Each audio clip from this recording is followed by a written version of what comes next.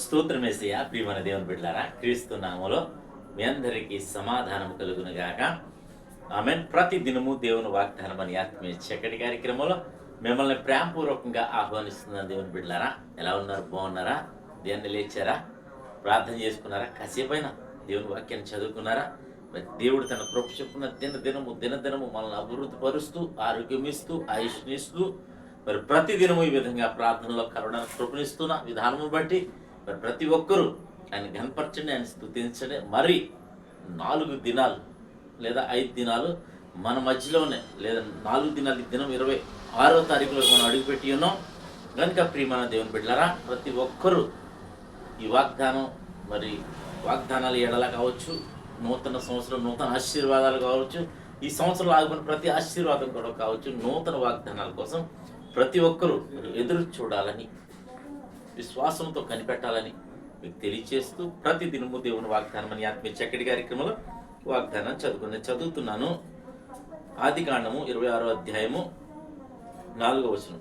ఏలయనగా నీకును నీ సంతానములకు ఈ దేశములో నీవు ఇచ్చి నీ తండ్రి అయిన అబ్రహాముతో నేను చేసిన ప్రమాణములు నెరవేర్చి ఆకాశ నక్షత్రము వలె నీ సంతానమును విస్తరింపజేసి ఈ దేశంలో నీవు నీ సంతానములకు ఇచ్చేదను.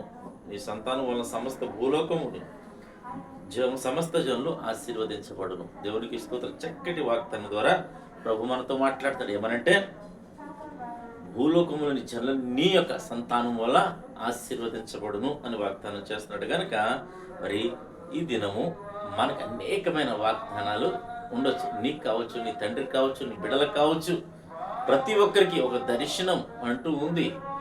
దేవుడిచ్చిన దర్శనం కావచ్చు, దేవుడిచ్చిన వాగ్దానాలు కావచ్చు. అయితే అవన్నీ కూడా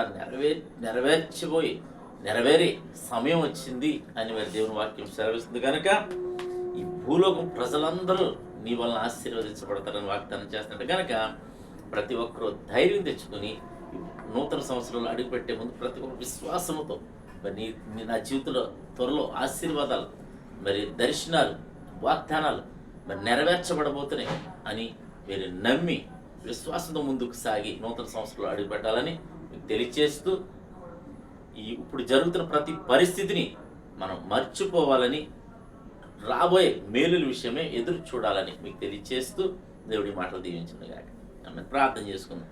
స్తోత్రము తండ్రి, వందనాలు యేసయ్యా. ప్రతి దినము దేవుని వాగ్దానం అని ఆత్మీయ చక్కటి కార్యక్రమంలో తండ్రి మీరు ఇస్తున్న వాగ్దానంకి స్తోత్రాలు. ఎంతమంది ప్రజలు యూట్యూబ్ ద్వారా, షేర్ చేయడం ద్వారా, ఫేస్బుక్ ద్వారా ఈ రోడ్డు మార్గం వెళ్తూ చదువుతున్నారు. వారందరి జీవితాలు ఉన్న తండ్రి ఈ వాగ్దానం నెరవేర్చమని ప్రార్థిస్తున్నాం. రోగులు ఎవరైనా ఉంటే స్వస్థపరచమని ప్రార్థిస్తున్నాం.